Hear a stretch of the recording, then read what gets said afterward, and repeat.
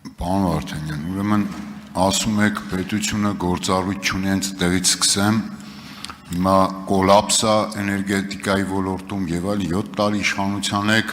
կոլապսն էլ վստահաբար տենց չի էլի քնում զարթում ես մեկ էլ հոբ կոլապսա, ի վերջո գործառույթներ եթե չունի, բա այդքան փող հանրային միջոցներից այդ երկու մարմիններին իբրև թե անկախ օրենքով ստեղծված, բա այդքան գումար ինչ եք տվել։ Այսինքն գործառույթ չունի, ինչ են արել։ Սա մեկ հարց։ Այսինքն, եթե չուներ գործառույթ եւ այսպես շարունակ։ Եվ մեկ էլ որ ասում եք կոլապս, ամեն տարի վերլուծություններ կա, գալիս է այստեղ այդ մարմնի ներկայացուցիչը ներկայացնում է վերլուծություն ոլորտի վերաբերյալ, անդրադառնում է եւ այլն, այսինքն օրինակ վերջինը 2023 թվականի այդ համապարփակ վերլուծությունները այդտեղ կարծես թե գուցե դուք ավելի խորն եք ծանոթացել այդ կոլապսի մասին, այտենց վիճակը վատանալու հակառակը դրական դինամիկայի մասին կա,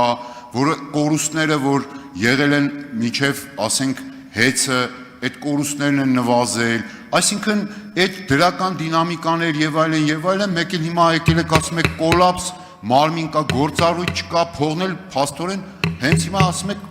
հենց այնպես փող է ծախսել, հա, պետական բյուջեից այդ մարմինները պահպանելու, դրանց պարգևատրումներ տալու համար։ Պարոն Ավետիսյան, հենց այնպես փող ոչ ոքին չպետք է տրվի, մեկ, հանձնաժողովը, կարգավորող հանձնաժողովը եւ ունի կարգավորիչ գործառույթներ,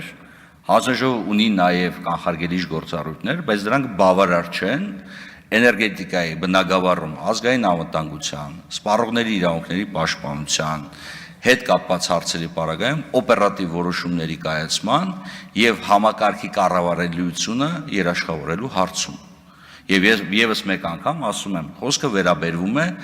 այն միջոցառումների մասին, որոնք պետք է իրականացնեն արագ, դրանք ժամանակավոր միջոցառումներ են եւ վերջնական որոշում պետք է կայացնի, ինչպես արդեն նշեցի, հանձնաժողովը։ Կոլապս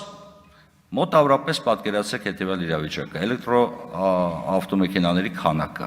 այն բոլոր սարքերի քանակը, որոնք աշխատում են հիմա հոսանքով։ 1-2 օր հոսանքի բացակայությունը կարող է վերածվել լրջագույն կոլապսի, եւ մենք դրա օրինակը ունենք Իսպանիայում։ Եվ քննությունը առ այսօր շարունակում է, թե ինչպես տեղի ունեցավ, որ Իսպանիան բախվեց այդպիսի blackout-ի հետ։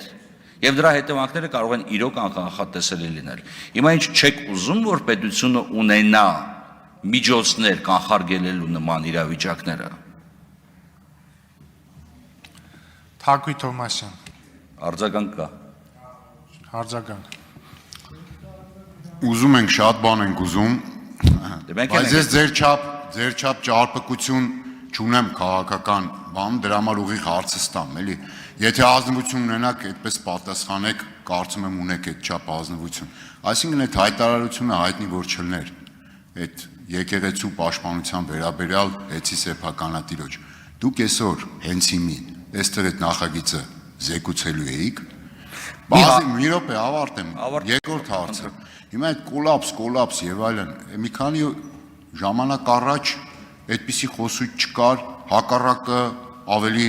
նորից եմ կրկնում, չանդրադարձա 2023-ի վերլուծությանը, որքանով ես ծանոթ եմ, այդտեղ կոլապսի մասին չկա, դրական դինամիկայի մասին կա, 2024-ի հաղորդումն էլ եղավ, նորից այդպիսի կոլապսներ եւ այլն չկար։ Հետո բեցը, օրինակ, բարձրավոր էլեկտրացանցը, որ պետական է, չէ, կարծեմ։